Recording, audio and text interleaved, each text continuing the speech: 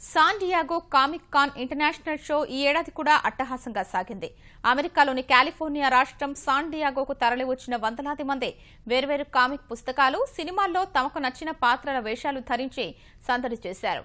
4 రోజుల పాటు జరిగిన కామిక్ కాన్లో పాప్ సంస్కృతికి సంబంధించిన వేర్వేరు టీవీ షోలు, సినిమాలు, వీడియో గేమ్లు, ఆట వస్తువులు, కళాఖండాలు, కామిక్ పుస్తకాలు విక్రయించారు. సినిమాల్లోని పాత్రల్ని పోలినట్లు అలంకరించుకుని సరదాగా గడిపేందుకు కొందరు మిత్రులు 1970లో ప్రారంభించిన కామిక్ కాన్ ఏటా వందలాది మంది ఔత్సాహికుల్ని ఆకర్షిస్తోంది.